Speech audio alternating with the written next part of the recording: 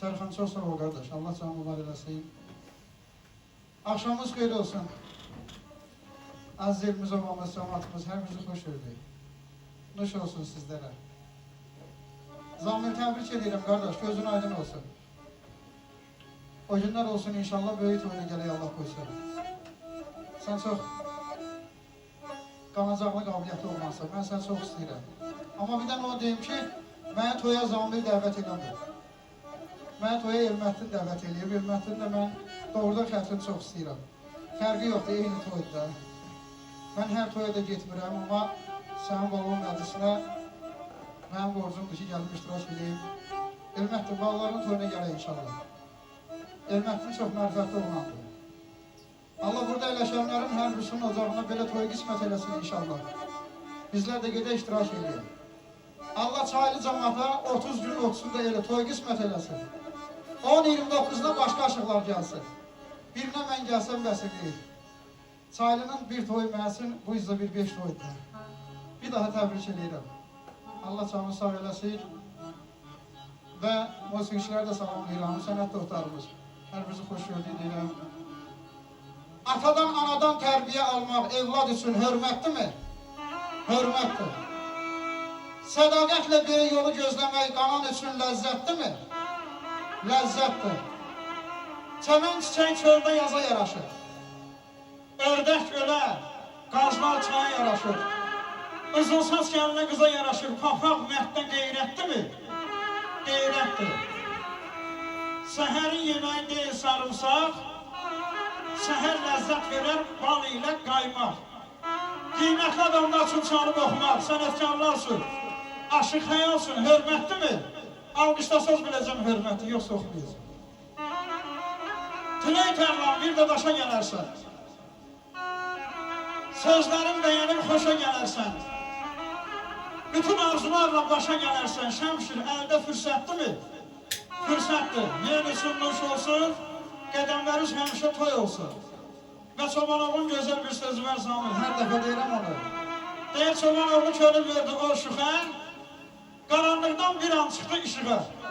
Qazancız qismət olsun Zamilə. Qazancız qismət olsun aşığa. Nə həkimə, xoş gördük. Nə hakimə düşməsilə qazandığınızı aşığa xəşləyəsiniz inşallah. Zamil, mən nə oxuyum indi burada?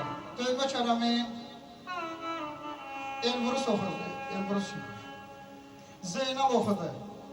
Yəqin ki, şikəstə oxunmurdu, hə? Amma elə qəşvunla başlayıb. Başlasın. Maşallah, çaylı cəmaatının cavanları da maşallah musiqini o qədər bilir ki, bayaqdan qardaşlar mənə deyir ki, qəmi eləmə oxuyub. Zeynal da mənim işimə girdi, mən də görüm nə edirəm ki, hamısı onun içində olsun. Yox, qəşvunla başlamam, çünki oxuyanlarımız da çoxdur. Elə eləyək ki, hamı oxusun. Bir daha təbrik edirəm, maşallah.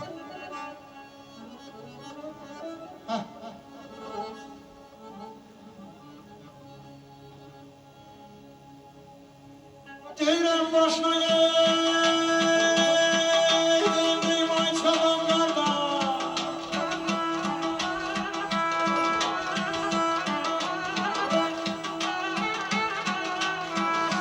Sağ ol, Atro.